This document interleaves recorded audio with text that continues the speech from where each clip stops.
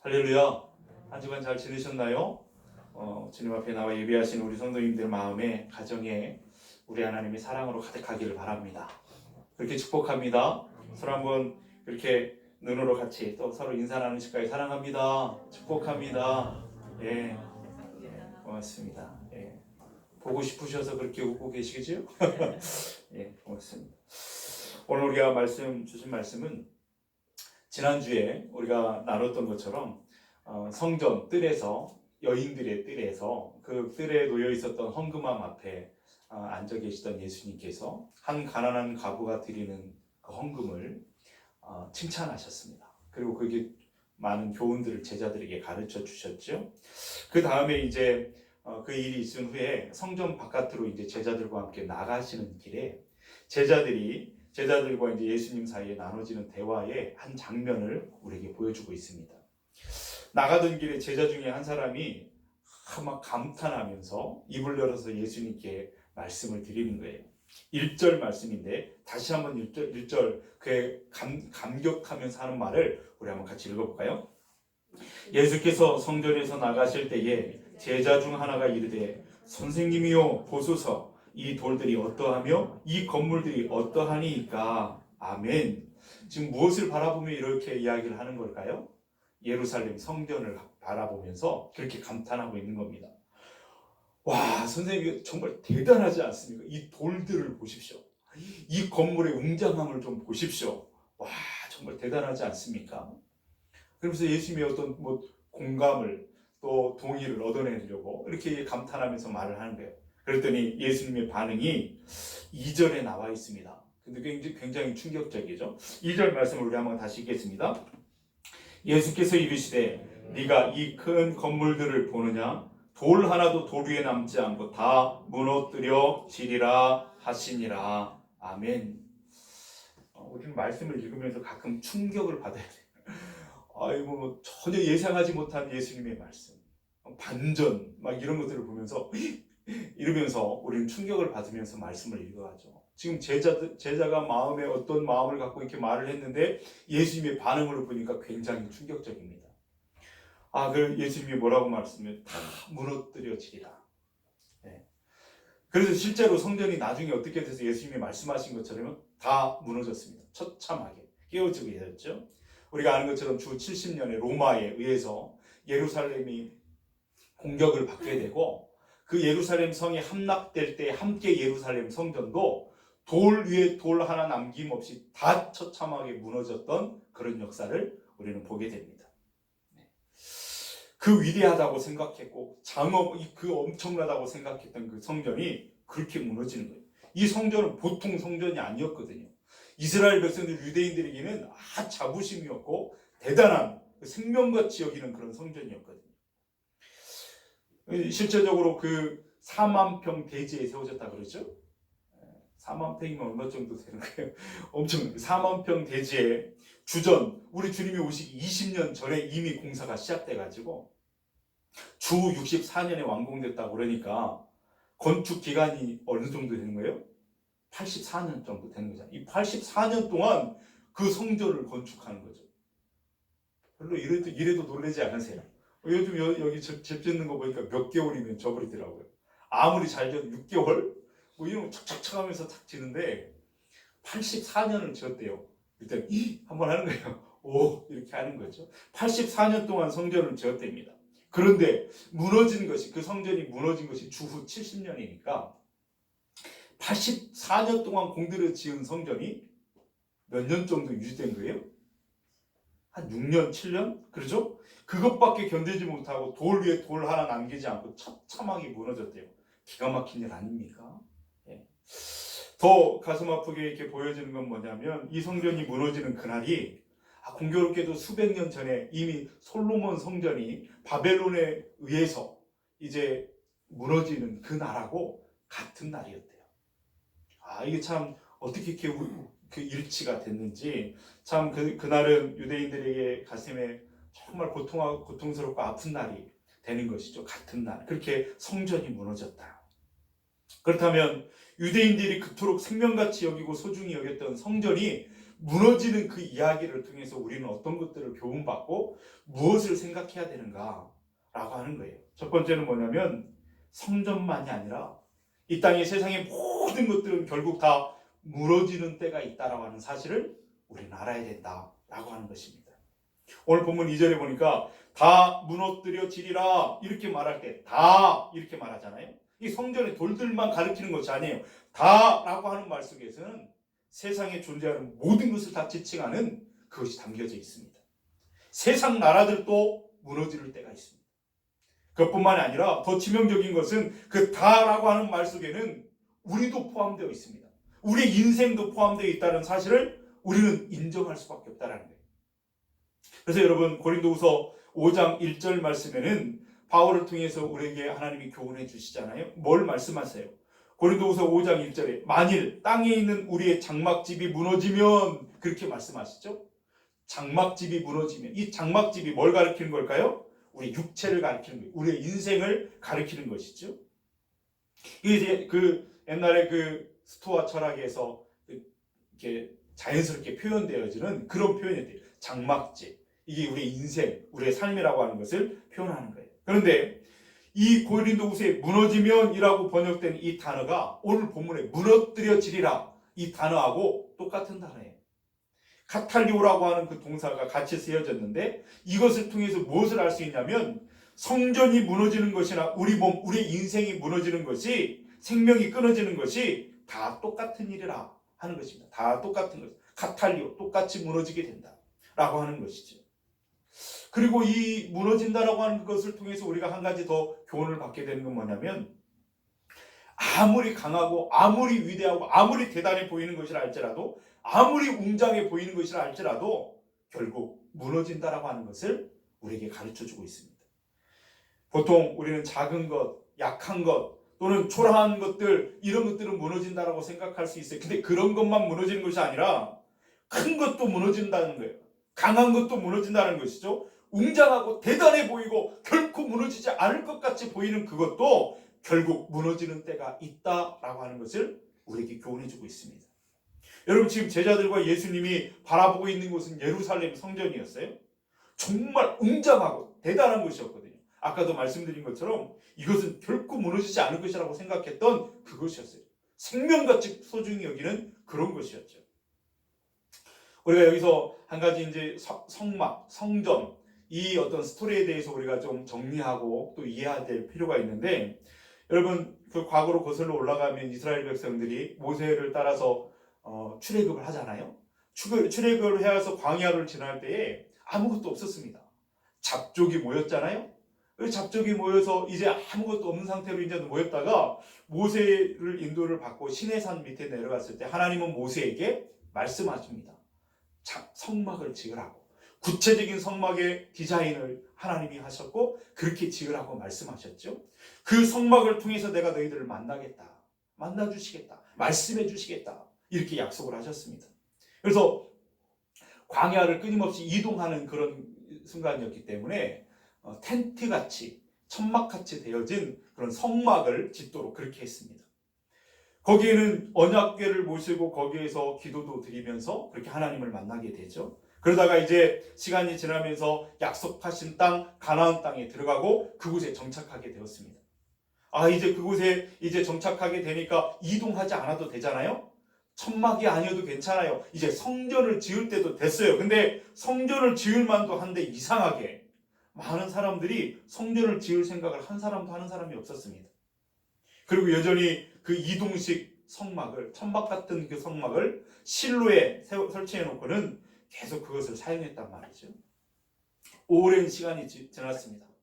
오랜 시간이 지나면서도 그냥 그대로 그 천막 같은 그 성막에서 그렇게 사용을 했어요. 그러다가 제일 먼저 성전을 지어야 되겠다 생각했던 사람이 누구였냐면 우리가 아는 것처럼 다윗 왕이었지요.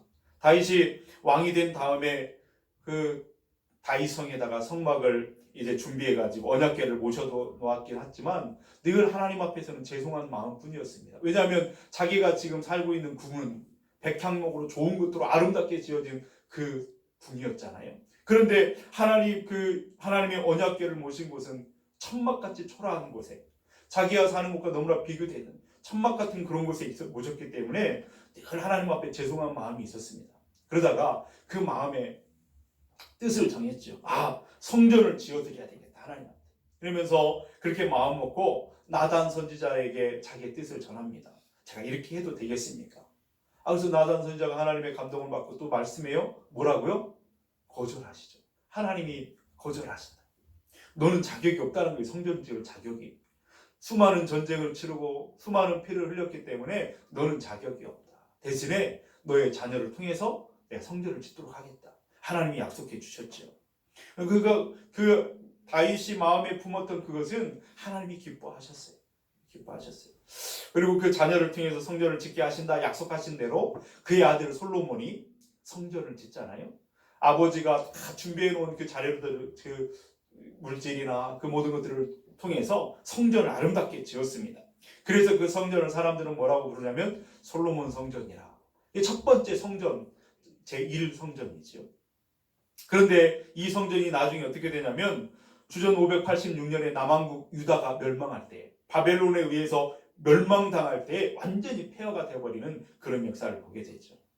그때 똑똑하고 좀 유력한 사람들은 다 바벨론의 포로로 잡혀가서 노예로 사는 그런 비참한 상황이었고, 그 폐허가 된 땅에서 남아있는 사람들은 아주 고통스럽게 살아갈 수밖에 없는 환경이 그들에게 있었습니다. 그러다가 다시 그 지역에 바벨론을 무너뜨리고 페르시아가 이제 그 패권을 차지하게 되잖아요. 그리고 그 왕이었던 고레스가 칙령을 내립니다. 포로로 끌려왔던 사람들 고향에 돌아가도 좋다. 놀라운 이제 하나님의 섭리 가운데 있었지만 돌아가도 좋다, 이런 칙령을 내렸어요. 그때 많은 유대인들이 다시 그 고향으로 이렇게 가잖아요. 그 갈 때 지도자가 누구였어요? 스룹바벨이었잖아요. 이 스룹바벨이 총독으로 그들을 이끌고 갈 때에 함께 있던 선지자들이 있었어요. 누가 있었을까요? 학계 선지자도 있었고 스가랴 선지자도 있었고 함께 힘을 보탰죠. 가가지고 하나님이 그 맡긴 사명을 감당하는데 어려움이 많습니다. 우여곡절을 많이 겪게 됐죠. 그러면서 다시 성전을 그 폐허가 된 땅에 건축하게 됩니다. 그때가 이제 주전 516년에 그 성전을 완성하게 돼요. 솔로몬 성전에 비하면 초라할 수밖에 없었지만 그래도 그 성전을 지은 다음에 너무 감격스러웠어요. 그것이 두 번째 성전, 이름하여 이제 스룹바벨 성전이라 이렇게 부르게 되는 거예요. 그래서 오랜 세월 동안에 그 스룹바벨 성전을 통해서 하나님을 섬기고 하나님 앞에 예배하면서 그렇게 지냈어요. 수백 년을 그렇게 지냈죠. 그러다가 로마가 그 지역을 다시 점령하게 되면서 주전 62년, 63년 어간에 그 성전마저도 엄청난 유린을 당하게 되잖아요. 그런 유린을 당하는 그런 사건이 있었습니다. 그런데 이제 로마 황제가 그러면서 이제 권력을 이제 줘가지고 누가 등장하게 되면 헤롯 왕이 등장하게 되잖아요. 분봉왕 헤롯 왕이 등장하면서 헤롯 왕은 그 정통 유대인이 아니었기 때문에 유대인들로부터 마음을 잘 못 얻었어요. 유대인들이 별로 싫어했어요. 그러다 보니까 그 유대인들의 마음을 얻기 위해서 뭘 할까 고민하다가 성전을 지어주면 이 사람들의 마음을 얻지 않을까. 그래서 성전을 짓기로 이렇게 생각을 합니다. 이왕 짓는 거 크게 지어보자. 그러면서 그렇게 짓게 되죠. 그것이 이제 주전 20년. 그때부터 성전을 짓기 시작해서 언제 끝났다고요? 주후 64년. 그러니까 예수님 당시에도 성전은 지금 중요한 건물들은 이렇게 세워졌지만 여전히 지금 증축 공사가 계속해서 일어나고 있는 그런 시기였단 말이죠. 84년 동안 4만 평이 되는 대지 위에 성전이 지어진 거예요. 엄청난 공사가 그렇게 시작되어지는데 자료에 보면은 그때 제사장들을 석공으로 훈련시켜가지고 그렇게 동원된 사람들이 몇 명이었냐면 제사장들만 1000명, 석공들이. 그리고 좀 놀라운 표정이라도 지으면 말씀을 듣는 줄 알고 1000명들이나 제사장들이 있었고요. 동원된 인력만 하더라도 거기서 인부들만 하더라도 2만 명이 넘었대요. 2만 명. 그리고 그 돌들이 아무리 작다 그러더라도 저 돌들을 보십시오. 제자가 그랬잖아요. 그 돌들이 가로 2m, 세로 1m 그런 돌들, 대리석들을 다 옮겨가지고 그걸 어떻게 그렇게 다 쌓아 올렸을까? 정말 놀라운 일이었어요. 큰 것은요, 길이가 12m 되는 돌도 있어요. 무게로 한다면 100톤이 넘는, 별로 놀랐어요. 그때 무슨 크레인이 있었겠어요? 무슨 이게 뭐 이게? 예, 포크레인. 이 포크레인이 있었겠어요? 아니 뭘로 그렇게 옮겼을까? 참 신기하고 대단한 일이에요. 그러니까 제자가 지금 입을 딱 벌리고 예수님 앞에 저 돌들을 보십시오. 저 웅장한 모습을 보십시오. 대단하지 않습니까? 이 말이요 이해가 돼요. 그렇지 않습니까? 그런데 예수님이 거기에 대해서 반응은 정말 충격적이에요. 다 무너뜨려지리라. 아무리 웅장하고 위대하고 견고해 보인다 할지라도 무너지게 된다라고 하는 말씀을 예수님이 하고 계신 거예요. 작고 크고 따지는 그것을 떠나서 다 무너지게 된다. 작은 나라만 무너지는 것이 아니라 거대한 제국들도 다 무너졌다라고 하는 것을 말해주고 있어요. 여러분 크고 강하다고 예외일 수는 없다라고 하는 것을 역사 기록을 통해서 우리가 보게 되잖아요. 또 하나 우리가 여기서 한 가지 더 깨닫게 되는 것은 악하든지 선하든지 결국은 다 무너지는 때가 있다는 것을 우리가 깨달아야 됩니다. 오늘 보통 무너지는 이유는 악하기 때문에 무너진다고 생각합니다. 맞습니다. 예루살렘 성도 죄악 가운데 죄악에 관영하여 무너지게 됐던 것을 우리가 보게 됐죠. 그래서 예수님께서 예루살렘 죄악을 책망했던 그 이야기를 우리가 알잖아요. 여러분 마태복음 23장 37절 38절에는 이렇게 말씀합니다. 예루살렘아 예루살렘아 선지자들을 죽이고 네게 파송된 자들을 돌로 치는 자여. 그들의 죄악상을 예수님이 책망하시잖아요. 암탉이 그 새끼를 날개 아래에 모음같이 내가 네 자녀를 모으려 한 일이 몇 번이더냐. 그러나 너희가 원하지 아니하였도다. 보라 너희 집이 황폐하여 버려진 바 되리라. 그럼 그들의 죄악상을 예수님이 책망, 악한 죄악 때문에 무너진 것을 보게 돼요. 또 과거에 그 화려했던 성, 그 소돔과 고모라도 어떻게 멸망했죠? 죄악 때문에 멸망한 것을 우리가 역사를 통해서 보잖아요. 성경을 통해서. 그러다 보니까 어떤 사람들은 생각합니다. 악하게 살지 않으면 무너지지 않겠다. 선하게 살면 착하게 살면 무너지지 않으리라. 이렇게 생각하는 사람이 있어요. 그래서 도덕적인 어떤 삶을 도덕운동을 펼치고 깨끗한 사회를 만들기 위해서 열심히 살아가는 사람도 있죠. 착하게 살면 선하게 살면 무너지지 않을 것이다. 물론 좋은 일입니다. 착하게 살고 선하게 사는 것은 좋은 일이죠. 그러나 우리가 잊지 말아야 될 문제가 있어요. 근원적인 문제를 생각해야 된다는 거죠. 사람은 노력한다고 선해질 수 없습니다. 왜냐하면 우리가 아담과 하와 이후에 모든 사람은 그 타락한 본성을 갖게 되었어요. 죄에 물들었기 때문에, 죄성에 물들어 있기 때문에 근원적으로 스스로 정결하고 깨끗해질 수 없다라고 하는 것입니다. 노력한다고 되어지지 않습니다. 그렇기 때문에 믿음이 좋고 착한 사람도 결국에는 무너지게 돼 있어요. 개인의 종말이 다 있습니다.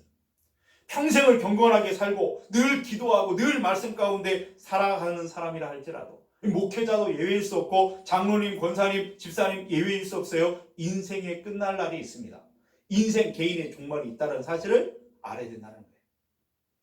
악하든 선하든 세상의 모든 것은 무너질 때가 있습니다. 그렇다면 여러분 세상에 존재하는 모든 것이 다 그렇게 무너진다라고 하는 말씀 앞에서 우리는 어떤 마음을 갖고 어떤 교훈을 받아야 되는가? 우선은 나도 언젠가는 무너질 수 있다라고 무너질 존재라고 하는 사실을 우리가 인정하고 받아들여야 된다는 사실. 아프지만 힘들지만 나도 무너진다라고 하는 사실을 받아들이고 인정해야 된다는 거예요. 여러분 어떤 사람들은 자신은 결코 무너지지 않을 것이라고 여전히 천년만년 살 것처럼 내가 누리고 있는 모든 것들을 더 많이 누릴 수 있다라고 생각하면서 살아가는 사람들, 교만한 사람들이 많습니다. 그럴 수 있겠습니까? 여러분 남왕국 유다가 말이에요. 그 멸망의 길을 걸어갈 때, 그 쇠락의 길에 나아갈 때에 어리석은 왕이나 신하들은 그렇게 생각했습니다. 자신들은 결코 무너질 수 없다고 생각했대요. 우리는 선택받은 하나님의 백성이다. 선민이기 때문에 우리는 결코 무너지지 않을 것이라고 생각했습니다. 그리고 그런 생각을 부추겼던 사람들이 거짓 선지자들이 일어나서 그렇게 부추겼잖아요. 우리들은 결코 무너지지 않습니다. 이 거짓 선지자들은 백성들의 죄악을 드러내고 그것을 책망하고 회개하라고 전해줘야 될 것인데 이들은 오히려 그 사람들이 듣기 좋아하는 말들을 내뱉으면서 사탕발림으로 그렇게 말을 전했습니다. 심지어는 하나님을 대적한 자들에게도 평안을 선포하면서 아주 정말 거짓 선지자의 그런 모습, 전형적인 모습을 보여주죠. 그러니 거짓 예언에 빠진 백성들이 정직하게 메시지를 전하는 선지자들의 이야기를 듣지 않습니다. 에레미야가 울면서 무너질 것이라고 그래서 우리는 회개해야 된다고 말했지만 그들은 그 메시지를 들으려고 하지 않았습니다. 그러다가 결국은 바벨론에 의해서 아주 처참하게 무너지고 노예로 잡혀가고 끌려가는 그런 모습을 우리가 역사를 통해서 보지 않습니까? 여러분, 그런가 하면 결국 무너질 것을 담당하게 이렇게 받아들이고 깨닫고 지혜롭게 살았던 사람도 있지요. 지혜로운 사람들도 있어요. 끝이 있다라고 하는 사실을 알고 살아가는 사람들. 이 역사에 보면은 로마의 유명한 장군이 있어요. 스키피오라고 하는 유명한 장군이 있는데 이 사람의 평생 그 어떤 라이벌이라고 할 수 있는 전쟁에 항상 부딪히면 그 장군하고 부딪히는데 이 카르타고의 한니발이라고 하는 장군하고 수많은 전쟁을 치르지 않았습니까? 근데 한니발이 항상 이겼어요. 카르타고 한니발이 얼마나 뛰어난 사람인지 로마의 장군 스키피오하고 싸우면 항상 그가 이겼단 말이죠.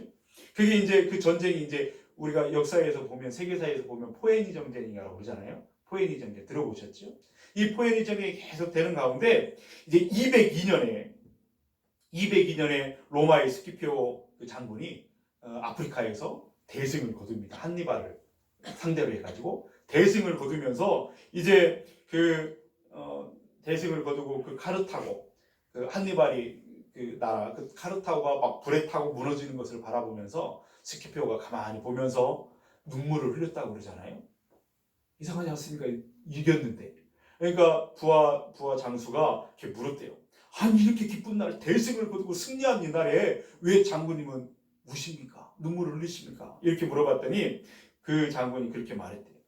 이 카르타고가 비참하게 무너지고 불타는 것처럼 언젠가는 내 조국 로마도 무너질 날이 있을 것을 생각하니까 내가 비통한 마음이 들고 눈물이 난다고 이렇게 말했다라는 거죠. 언젠가는 무너질 수 있다라고 하는, 무너질 것이라는 사실을 알고 사는 사람, 이게 바로 스키피오.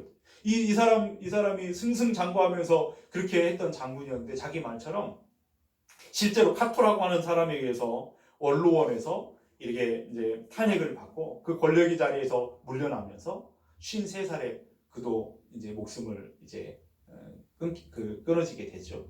근데 참 이상한 것은 이 스키피오에 의해서 전쟁에서 대패했던 한니발도 그 해에 스스로 목숨을 끊는 승자도 패자도 같은 해에 이 죽어가는 그런 모습을 통해서 역사에 참 귀한 교훈을 우리에게 남기고 있다라고 하는 것을 보게 됩니다. 여러분, 우리 인생만 그런 것이 아니라 우리의 삶만 그런 것이 아니라 세상의 역사를 보면 국가도 그렇게 무너집니다. 남왕국 유다를 무너뜨린 바벨론은 누구에 의해서 멸망을 했죠? 페르시아에 의해서 무너지게 되었어요. 이제 더 이상 정말 강력한 나라라고 생각했던 그 페르시아는 알렉산더의 헬라 제국에 의해서 무너지게 됩니다. 이 대단한 땅따먹기 왕 알렉산더 헬라 제국이 그렇게 광활한 대지를 차지하고 있었는데 알렉산더가 죽자마자 네 나라로 찢어지잖아요. 헬라 제국이. 그죠? 근데 그 제국도 이제 로마에 의해서 무너지게 됩니다. 로마에 의해서 무너지는데 그 로마도 이제 스키피오가 예언했던 것처럼 서로마, 동로마로 갈라지게 되잖아요. 서로마는 그래가지고 이제 동쪽에서 막 오는 게르만 민족에 의해서 무너지게 되고, 동로마는 우리가 아는 비잔틴 제국이라고 불려지는데 그 제국은 이제 1453년에 오스만 터키에 의해서 무너지게 되고, 강력한 나라, 그 세계사에 보면 다 무너지는 역사였다는 사실을 우리가 깨닫게 됩니다. 여러분, 그런데 지금도 이런 역사의 어떤 교훈들을 우리에게 주고 있지만 지금도 여전히 나는 무너지지 않을 것이라고, 나는 천년만년 살면서 지금 누리는 이것을 누리고 살 거라고 생각하고 착각하며 살아가는 교만한 사람들이 얼마나 많이 있는지 모릅니다. 얼마나 어리석은 일인지 오늘 말씀을 통해서 우리는 그런 것들을 깨닫게 되는 것이죠. 이런 면에서 본다면 성경의 다윗이라고 하는 분은 굉장히 존경받아 마땅한 참 위대한 왕이었다, 위대한 하나님의 사람이었다라는 것을 다시 한번 생각하게 돼요. 그 이유는 뭐냐면 그 사람은 최고의 자리로 올라가고 최고의 존경받고 사랑받는 자리에 권력을 차지하고 있었지만 언젠가는 자칫도 끝나는 날이 있음을 알고 살아가는 지혜로운 사람이었다라는 것을 우리가 보게 됩니다. 그가 언젠가는 나이가 많아 늙어가지고 힘이 없을 때 이불을 덮어도 몸이 따뜻해지지 않고 막 이럴 때에 그를 사랑하는 신하들이 사방에 찾아가지고 예쁘고 젊은 처녀를 데려갔습니다. 아비삭이라고 하는 여자를 데려갔잖아요. 그래서 그 왕을 수종들도록 그렇게 했단 말이에요. 그랬더니 다윗이 그 아비삭을 가까이 하지 않았습니다. 왜 그랬을까요? 그는 이미 전에 자기의 그 장군 우리아의 아내를 범했던 그런 역사를 이렇게 그 경험으로 알고 있잖아요. 만약 이 다윗이 아비삭을 그때 취했다고 한다면 그건 자기가 하루 사이 인생처럼 아직도 자기는 언젠가는 무너질 것을 모르는 그런 어리석은 그런 왕의 추한 모습을 보일 수밖에 없었을 거예요. 그러나 그는 그를 가까이 하지 않았어요. 그렇게 하지 않았습니다. 그래서 그렇게 함으로 해서 자신의 인생의 마지막을 잘 마무리하고 정말 좋은 교훈을 남기는 좋은 본이 되는 믿음의 사람, 신앙의 사람의 모습을 우리에게 보여주었죠. 뿐만 아니라 다윗은 늙어서 병상에 있을 때 그를 찾아왔던 아들 솔로몬에게 유언과 같은 말씀을 남기는데 열왕기상 2장 1절 2절 말씀에는 이렇게 말씀합니다. 그의 말입니다. 다윗이 죽을 날이 임박하매 그의 아들 솔로몬에게 명령하여 이르되 내가 이제 세상 모든 사람이 가는 길로 가게 되었노니 이렇게 말합니다. 다윗은 어떻게 하면 나를 좀 낫게 해줄 약을 좀 구해봐라, 의사들을 구해봐라 그렇게 발버둥치지 않았습니다. 다윗은 자신이 세상 모든 사람들이 가는 길로 나도 이제 간다 이렇게 말하고 있는 거예요. 비록 자신이 최고의 권력자하고 많은 것들을 할 수 있는 힘이 있었던 사람이지만 세상 모든 사람이 가는 길로 가는 데는 예외가 있을 수 없다는 사실을 그는 알고 있었습니다. 이것을 깨닫고 알고 살아가는 것만으로도 위대한 깨달음을 가진 사람이었음을 우리가 보게 되죠. 우리는 그것을 알면서도 그것을 모르고 사는 사람처럼 오늘을 살 때가 너무나 많잖아요. 여러분 시편 90편 10절 12절 거기에 보면 하나님의 사람 모세의 시가 기도가 거기에 나오거든요. 거기에는 이렇게 말합니다. 시편 90편 10절에서 12절 우리 한번 한 목소리를 같이 한번 읽어볼까요? 시작. 80이라도 그 연수의 자랑은 수고와 슬픔뿐이요 신속히 가니 올해가 날아가나이다. 누가 주의 노여움의 능력을 알며 누가 주의 진노의 두려움을 알리일까. 우리에게 우리날 계수함을 가르치사 지혜로운 마음을 얻게 하소서. 아멘. 마지막을 알고 살아가는 지혜로운 사람, 마지막 날수를 계수할 수 있는 지혜를 주시라고 그렇게 기도했던 모세, 그리고 그렇게 살았던 다윗, 우리는 그들을 통해서 참 귀한 교훈을 얻게 됩니다. 원래 여러분 우리도 결국 무너질 것을 알고 사는 사람만이 자기 안에 확 채워졌던 것을 비울 수 있고 겸손하게 살아갈 수 있다라고 하는 것을 보게 돼요. 여러분 기독교 영성이라고 하는 것은 비워지고 새로운 것들 하나님이 주신 것들로 채워지는 것이 기독교 영성이잖아요. 지금은 승승장구하고 막 떠오른 태양처럼 막 모든 것을 다 가진 것처럼 모든 것을 할 수 있는 것처럼 그렇게 한다 할지라도 언젠가는 떠오르는 태양도 서산해지는 날이 있음을 아는 것이 진짜 지혜인 줄로 믿습니다. 그런 사람은, 그것을 아는 사람은 교만할 수 없는 거죠. 그 하나님의 섭리 앞에, 그 하나님의 그 거룩하심 앞에 무릎을 꿇을 수밖에 없는 인간인 것을 보게 되죠. 그러므로 이제 우리는 어떻게 해야 될 것인가? 이제 어떻게 살게 될 것인가? 살아야만 하는가? 모든 것이 다 무너지는데 무너진 그 이후에 그 너머를 바라보는 사람이 되어야 될 줄로 믿습니다. 다 무너지는 것으로 무너집니다라고 하는 것으로 끝나버리면 너무 허망한 인생이 되고 말 거예요. 그런데 성경은 반전을 우리에게 보여주십니다. 그 무너진 것 이후에 그 너머의 삶을 우리로 보게 하시는 거예요. 그것이 성경이 우리에게 주시는 은혜이죠. 여러분 다시 성전 이야기로 돌아가 보면 여러분 무너진 성전은 이제 언제 어떻게 재건될까요? 지금도 예루살렘 그 성전에는 하나님의 성전이 아니에요. 이슬람 사원, 황금 사원이 거기에 세워져 있잖아요. 아직 거기에는 예루살렘 성전이 다 무너진 그 이슬람 사원으로 바뀌어가지고 있잖아요. 그럼 어떻게 하나님의 성전 다시 세워지게 될까? 궁금하시지요? 근데 여러분 아십니까? 하나님의 성전은 이미 세워졌다는 사실을. 할렐루야. 그 다시 세워진 성전은 다름 아니라 부활하신 우리 주님 예수님이십니다. 여러분, 예수님은 부활을 통해서 영원히 무너지지 않은 성전을 우리 가운데 세워주셨습니다. 요한복음 2장 18절에서 21절 말씀해 보면 거기에 말씀하십니다.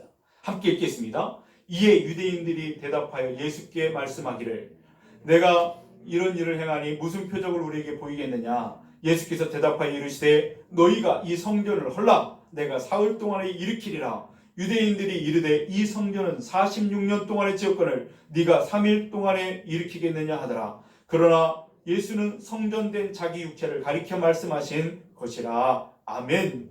돌로 지은 성전은 또다시 무너지고 또다시 무너지지만 부활하신 예수님은 자기 몸을 가리켜서 그 성전을 가리키시는 건데 부활하신 예수님 그 성전은 영원하다는 것입니다. 그러므로 그 성전은 다시 무너지지 않습니다. 할렐루야. 그 누구도 부활하신 예수님을 무너뜨릴 수 없습니다. 그 주 70년에 그 성전을 무너뜨린 그 로마의 그 어떤 권력도 그 같은 힘을 가진 권력도 더 이상 예수님을 무너뜨릴 수 없어요. 그리고 그분은 지금도 예수님을 성전으로 믿고 찾아와서 그 앞에 무릎을 꿇고 예배하는 모든 사람들로 하여금 하나님의 은혜와 하나님의 그 풍성하신 그 축복을 주고 계신다 하는 사실입니다. 예수님은 우리의 영원하신 성전이 되십니다. 할렐루야. 하나님께서 무너진 것을 다시 세우시는 분이세요. 인간에 의해서 세워진 것들은 모든 것들은 다 무너진다고 말씀하십니다. 그러나 하나님께서 세우신 것은 결코 무너지지 않습니다. 왜냐하면 그분은 영원하시기 때문에. 영원하신 분이 세우신 그것은 영원하다라고 하는 거예요. 지금 우리 몸은 지금 건강한 것 같고 무엇인가 많은 것들을 할 수 있는 몸 같지만 시간이 지남에 따라서 느끼시잖아요. 몸이 약해지고 쇠약해지고 이런 모습을 보게 돼요. 전혀 그렇지 않았는데 무릎도 아프고 허리도 아프고. 여러분, 이 수명이 이렇게 다해지는 그런 순간이 있게 될 거예요. 개인의 종말이 다 있습니다.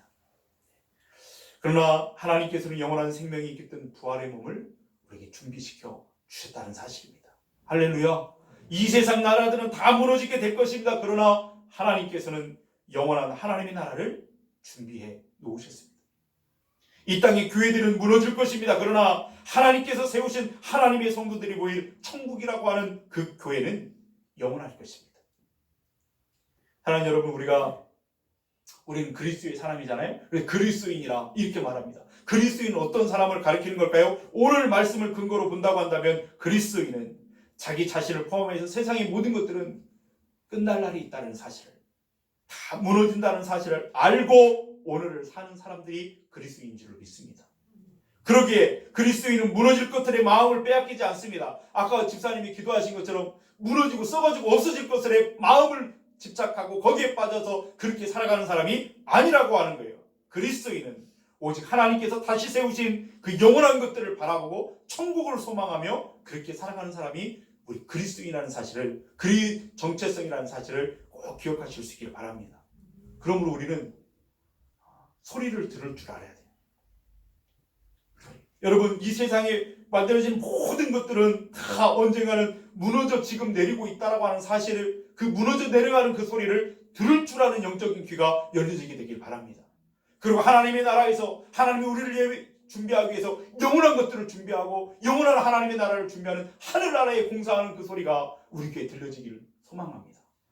우리가 시간이 지나면 지날수록 하나님을 예배하면 예배할수록 그 소리가 크게 들리고 내가 어떻게 살아야 될지에 대한 결단과 결심이 생겨지는 그런 삶이 되기를 주님의 이름으로 축원드립니다.